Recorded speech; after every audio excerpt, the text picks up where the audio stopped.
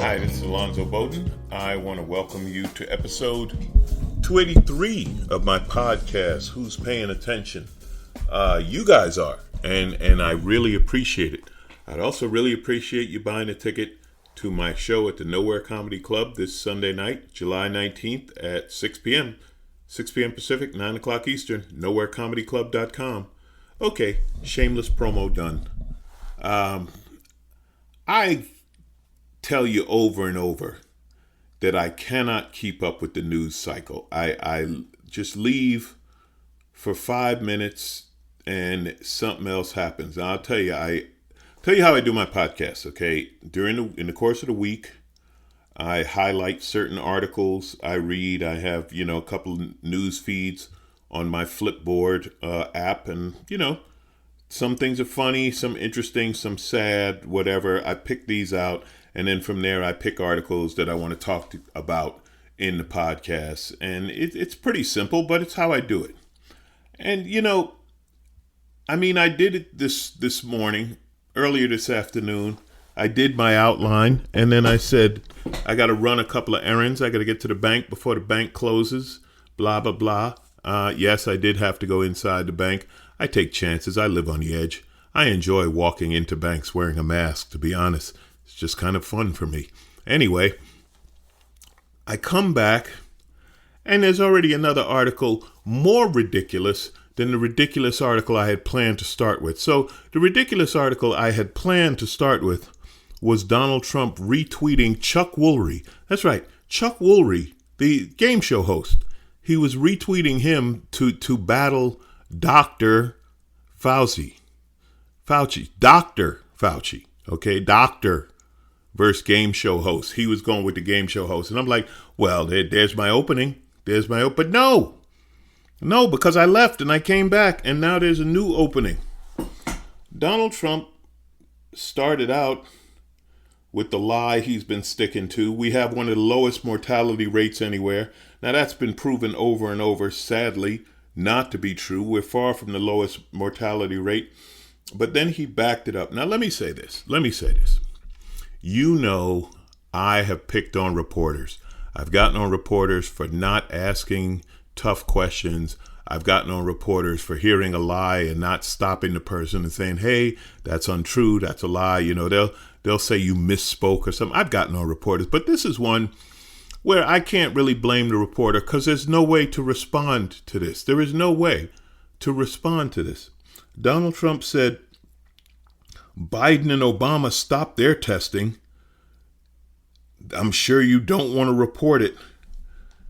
He said that Barack Obama and Joe Biden stopped testing for the coronavirus that did not exist when Barack Obama was president. Okay, I'm sorry, reporters, because how do you respond to that? He said, I'm laughing because what do you say to that? Obama and Biden stopped their testing, but I'm sure you won't report on it. This is part of that fake news narrative. But they stopped testing for something that didn't exist. So that's what happened. So there's my new lead. On a side note, American Airlines, Ted Cruz flying commercial, not wearing a mask. And that's a case of stupid and bullying, right? Because he's a U.S. senator and a rather famous U.S. senator, I'm sure no one on the plane, I'm sure the flight attendants, even the pilot, did not want to have that argument.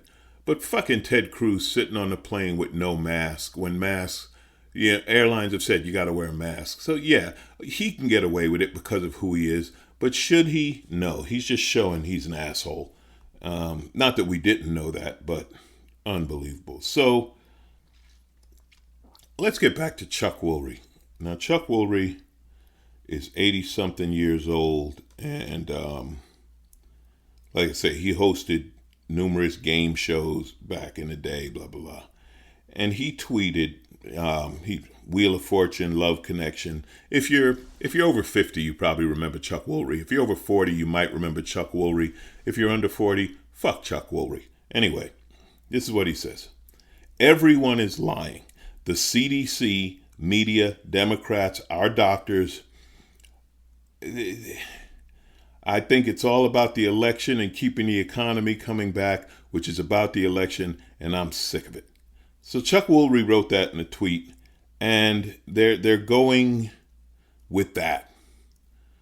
Trump is retweeting this message, and they're trying to bring down Fauci. Here's the thing. You know who backs up Fauci?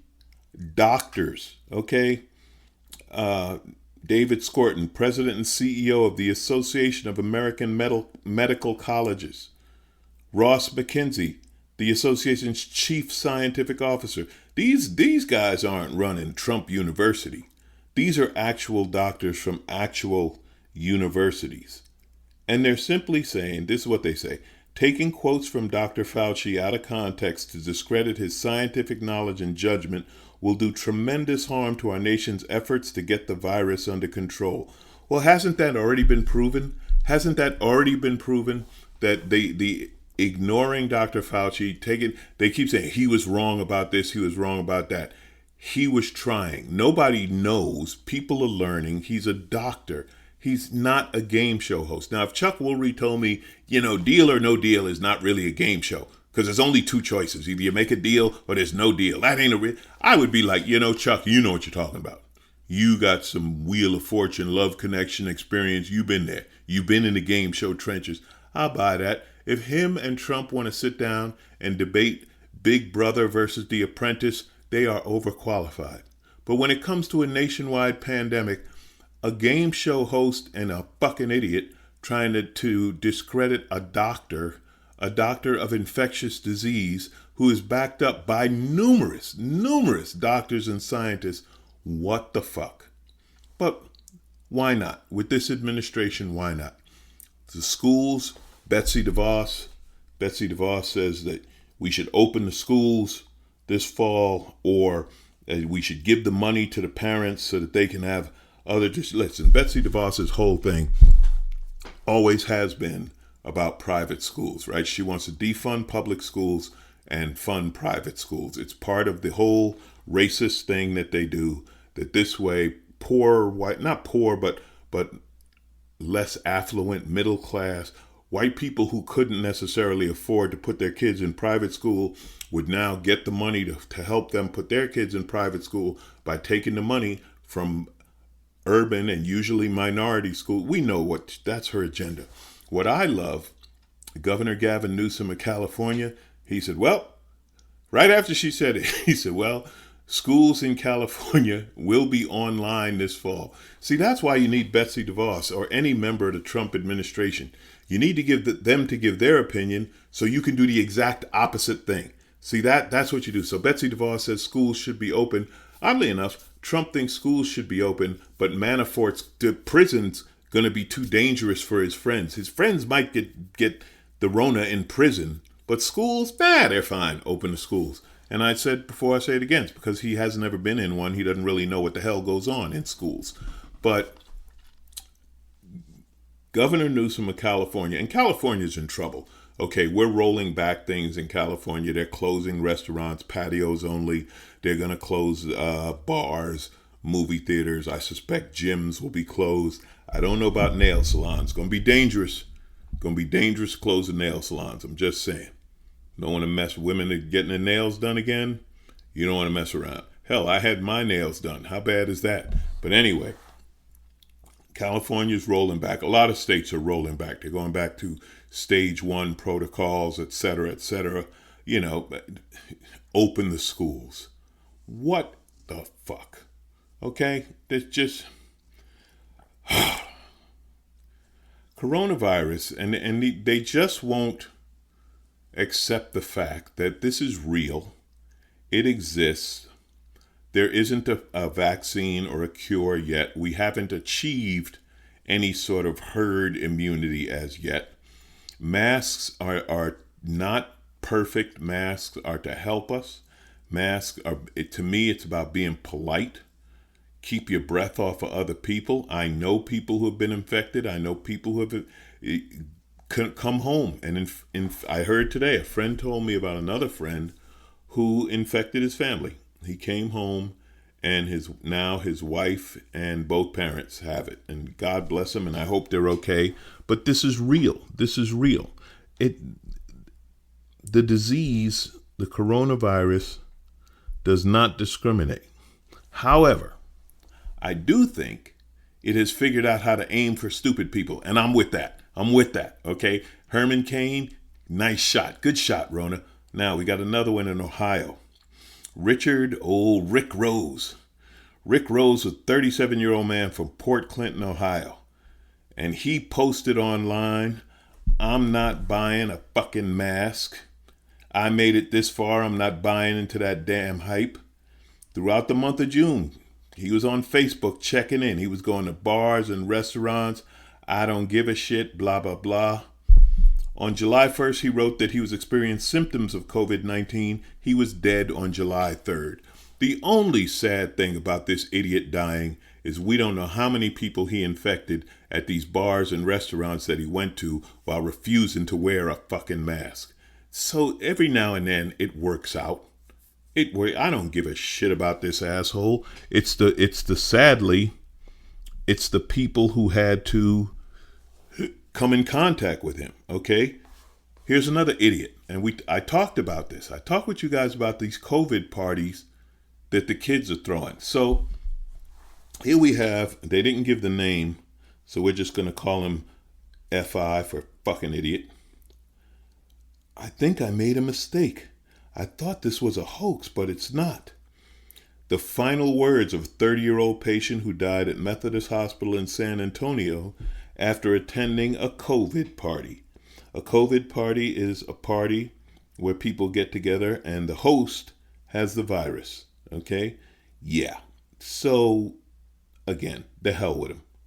Who cares? The age range in most of these parties is 20 to 29, blah, blah, blah. Hey, who gives a shit? The only tragedy here, the only sad thing here is the fact that this idiot probably infected other people, and the healthcare workers who had to deal with him were obviously at risk. Listen, healthcare workers are doing a phenomenal job, and God bless them. And when they have to risk being exposed to this virus, even with their protective equipment, to people who innocently catch the virus, that's one thing. But if you're an idiot, they should just have a ward, just put them off in a corner somewhere.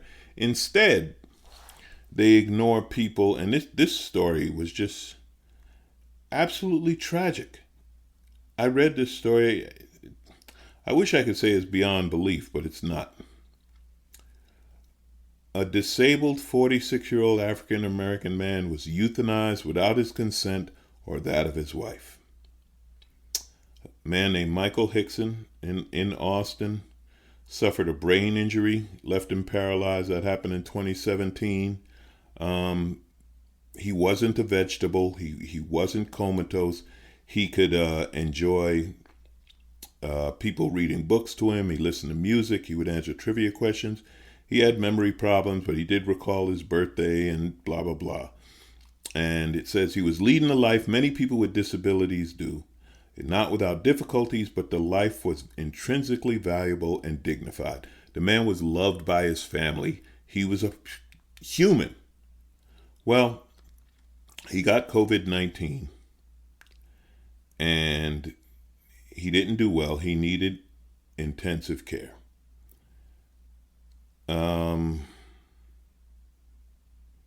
The doctor insisted aggressive treatment wouldn't, I'm reading this from the article, wouldn't, quote, help him improve. And right now, his quality of life, he doesn't much have one. So the wife was like, because he's paralyzed with a brain injury, he doesn't have quality of life. And the doctor said, correct. And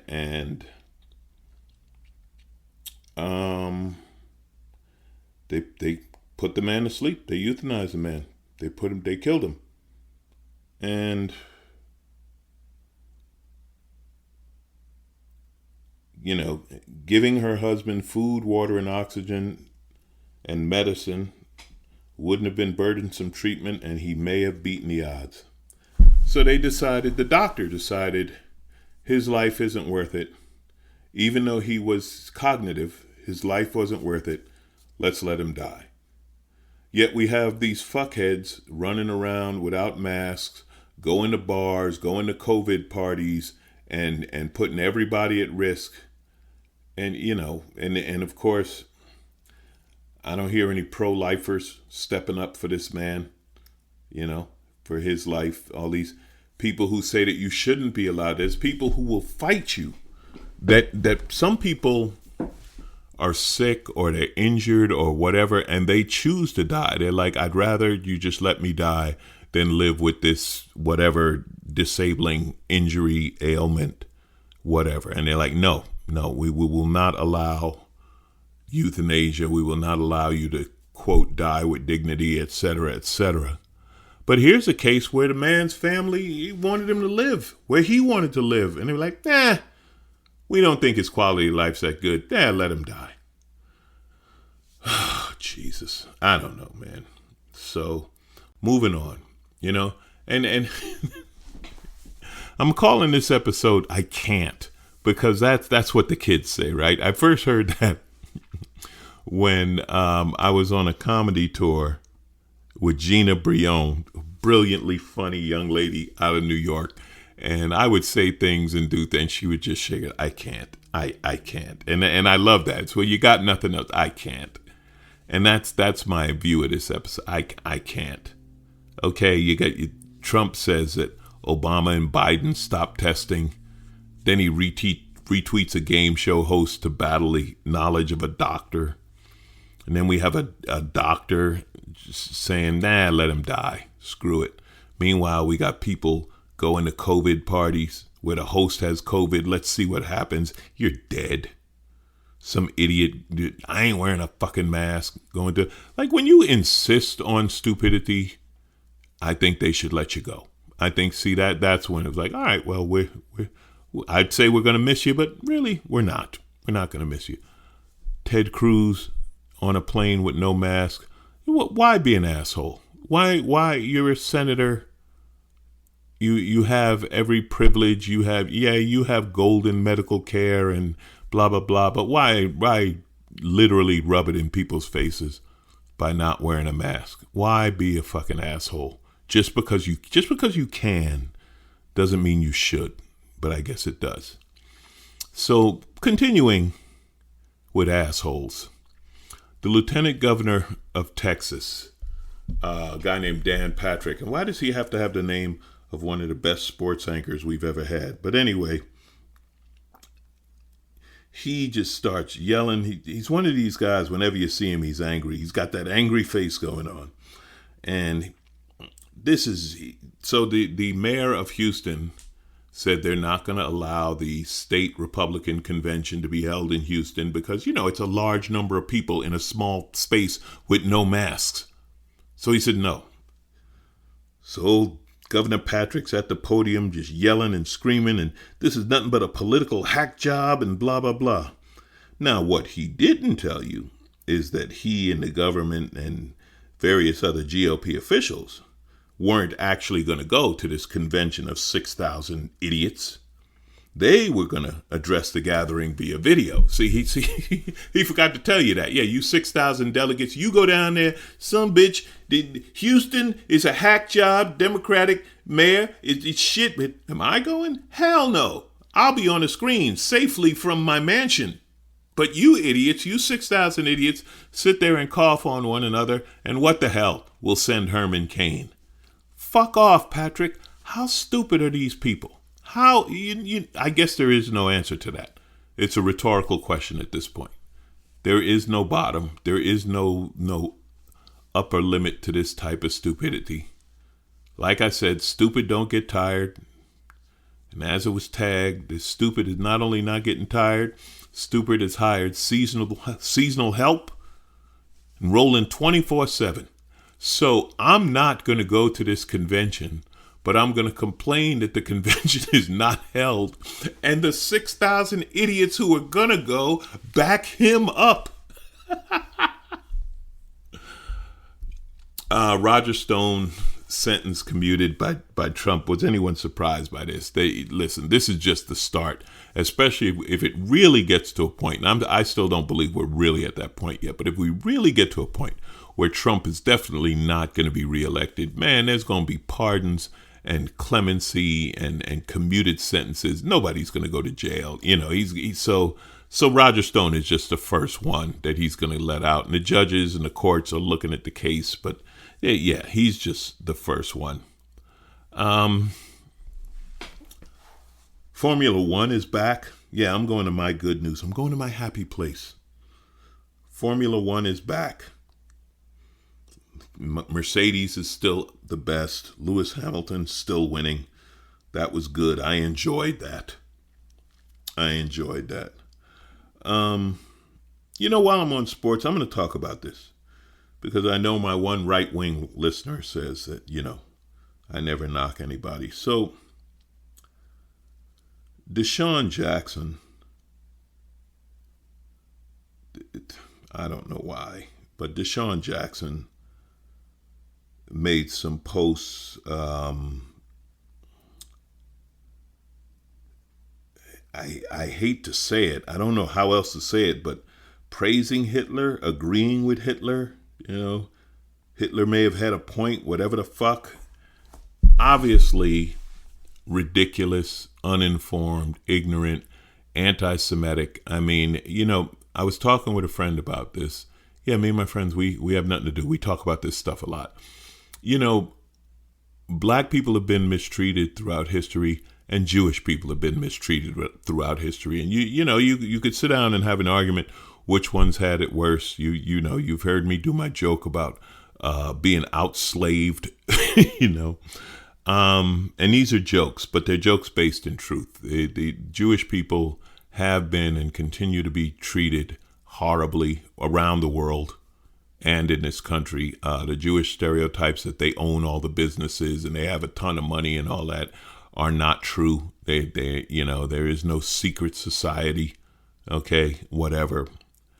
And we suffer together, but we certainly don't need these statements. Now, he talked to Deshaun Jackson, apologized, and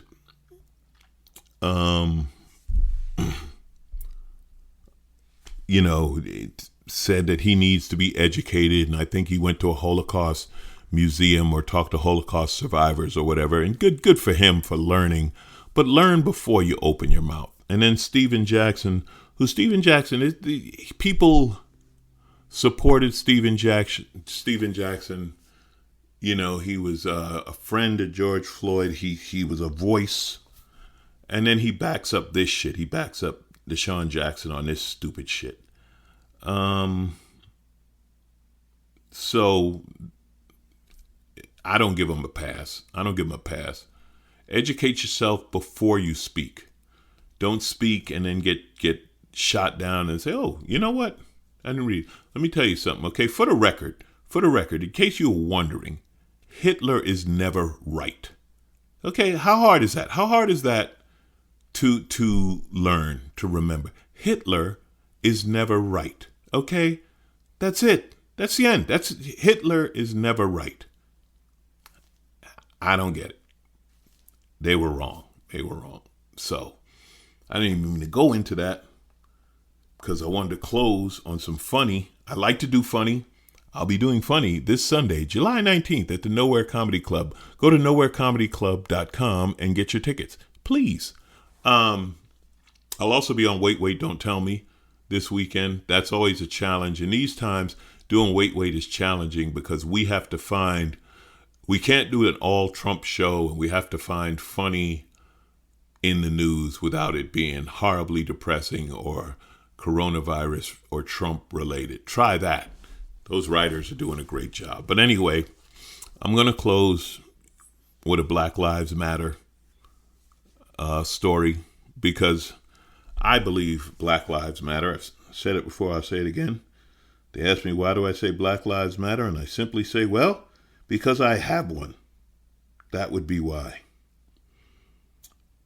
Wait, before I go into that, even, let's talk about Simone Biles for a minute. And just Simone Biles is going to be on the cover of Vogue magazine. And Simone Biles is just the most amazing, besides being the most amazing gymnast in history, she's just an amazing person. I've seen her. I was at a Clipper game. She was there just walking around, engaging with people, smiling, taking pictures with people. She's like 4'0". She is tiny. She is perfectly V-shaped. She is made of muscle, and she is absolutely incredible. Always smiling. Couldn't have been nicer to the people. I'm a huge Simone Biles fan. Well, the photo shoot in Vogue is done very poorly. The lighting is wrong. She's dark and so on. And people who know these things, and I'm not going to claim to be one of these people who knows these things, but people who know these things simply say, Vogue, hire a black photographer who knows how to light this woman, who knows how to make this woman shine as beautifully as she is. Just do that. Usain Bolt, I'm just doing random stories right now because I'm leading to my Black Lives Matter story, which I love. Usain Bolt had a kid. Usain Bolt's daughter has the greatest name in the history of names. We always talk about all these crazy names, stupid names. His daughter is named Olympia Lightning Bolt. Drop the mic. Drop the mic. Is there a better name? Olympia Lightning Bolt. How beautiful is that? So congratulations to him and his family. Now, here it is. And listen, I told you, I'm a supporter of Black Lives Matter. I have one. There is someone who does not like Black Lives Matter, and her name is Virginia Thomas, and she's married to Clarence Thomas, a black man, the black Supreme Court justice. They live in some little town called Clifton, Virginia. There's a Black Lives Matter banner on Main Street. The banner says, "Welcome to Clifton, where Black Lives Matter." And she's like, take it down. Can you imagine? Can you imagine coming home, being a black man married to a white woman, and you come home and your wife's like, damn this Black Lives Matter bullshit. Tired of these Black Lives. You're sitting there like, I kind of have a black life. Listen, Clarence, as much as you hate to admit it, you've got to have a mirror around there somewhere. You have a black life, and your wife is mad at Black Life Matters. I love that. This may be Ginny Thomas, as she's known, may be the ultimate Karen. This may be the ultimate Karen move. I can't think of a way to out Karen a white woman married to a black man who says black lives don't matter. I can't. It's perfect. It's perfect. Let me tell you something. In comedy, you look for perfect. You hope to one day hear a perfect joke. Every now and then there's a bit, there's a joke, there's a line that encapsulates a feeling that really hits on it. Like in 846, when Dave Chappelle told Don Lemon to shut up and we don't want to hear from celebrities because the streets are talking. That was it.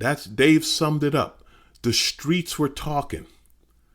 This is the perfect, there's in my mind, there will be no better Karen ever than Ginny Thomas, who is married to Clarence Thomas, a black Supreme Court justice.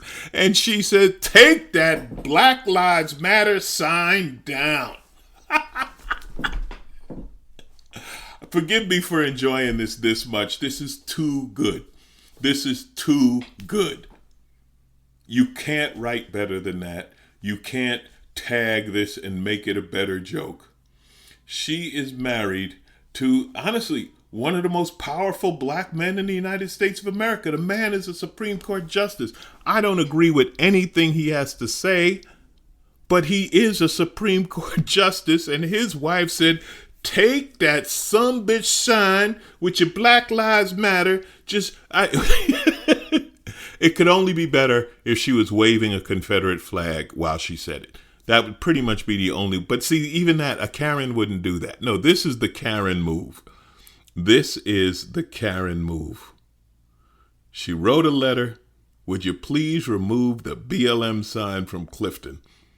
I absolutely love it. I have to end the podcast on that because how do you top that? That is your laugh for the week. Whenever something happens, there's been some sad things. A friend of mine lost her son. There's nothing sadder than a parent losing a child. Okay, so yeah, it's sad. And every now and then you just need a laugh to lighten it up. So whatever you're going through, whatever you're dealing with this week, and I hope it's not tragic. Maybe it's just ordinary. Maybe you're just tired. Maybe whatever. I hope it's not that bad. I hope you're stuck in traffic. Remember traffic? I saw somebody in a rush. I was jealous. A rush. Remember being in a rush? So whatever your problem may be, just sit back and think of the day that Clarence Thomas came home to find out his wife wrote a letter to take down the Black Lives Matters.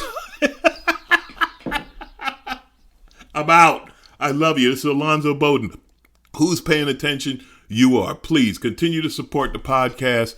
Keep laughing. Wear a mask. Stay safe. And just remember, Clarence Thomas' wife said Black Lives. Just take that sign down. I love you. Take care. Be good to yourself.